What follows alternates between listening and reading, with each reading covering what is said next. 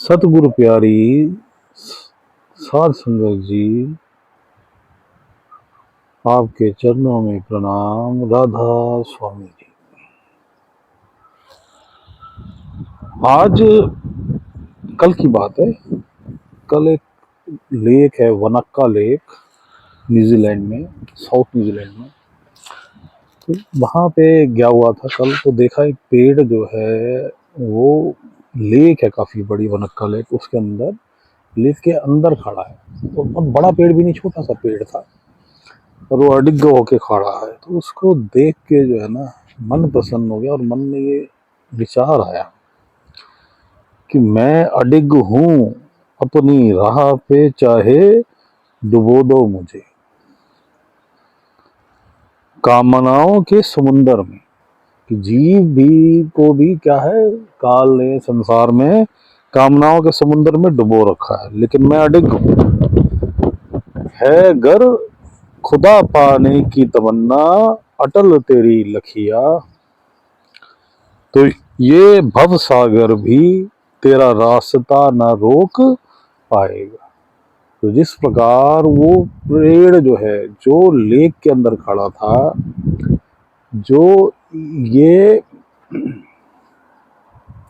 विचार दे रहा था कि भाई तू खड़ा रहे अडिग, तू अडिग होके खड़ा रहे, और जब तू अडिग होके खड़ा रहेगा तो तू जो है, जिस प्रकार वो जल को चीर के बाहर आ गया और पनप गया, तो तू भी, तुझे जैसे जल जो है वो, उस पेड़ को उसने गलाने की कोशिश की, उसको हिलाने की कोशिश की, उसकी लहरों ने वो बहुत थपेड़े दिए उसे, बहुत बार उखड़ने के कगार पे होगा।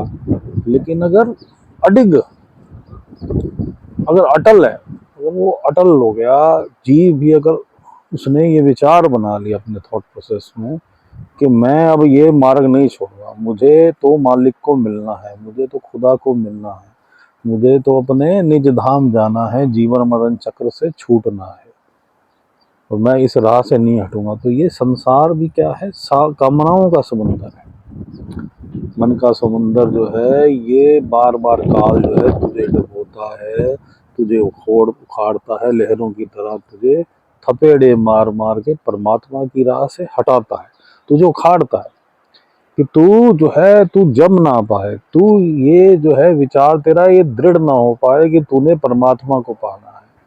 तेरा विचार जो है वो उस तरफ ना चला जाए, परमात्मा की तरफ, तू जीवन मरण के चक्र की तरफ ना चला जाए। तो काल भी जो है, ये भव सागर, ये काल का जो सागर है, वो तुझे बहुत प्रकार से जो है परेशान करेगा और हटाने की कोशिश करेगा, और कई बार जीव हट भी जाते हैं।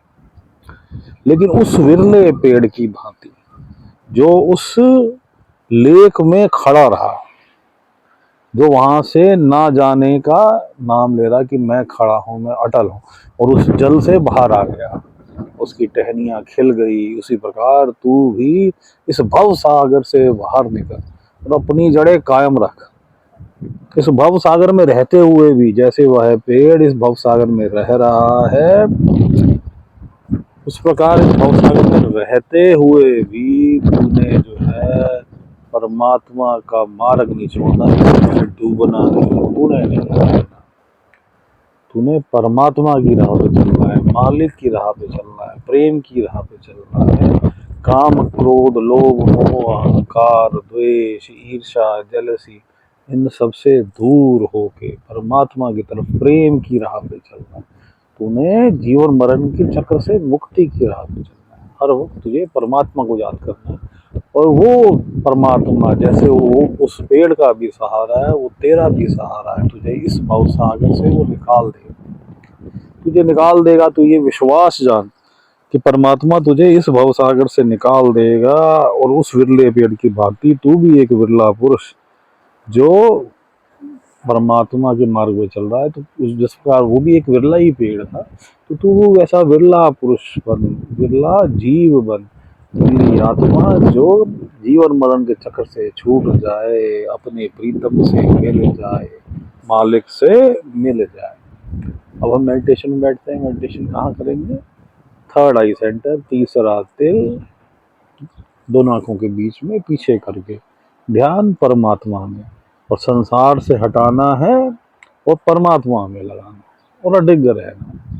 चाहे मन के कितने भी थपेले थपोले आए, थपेड़े आए, मन के जितने मर्जी वेव्स आए, वो तुझे बार बार हटाएंगी, लेकिन तूने नहीं हिलना।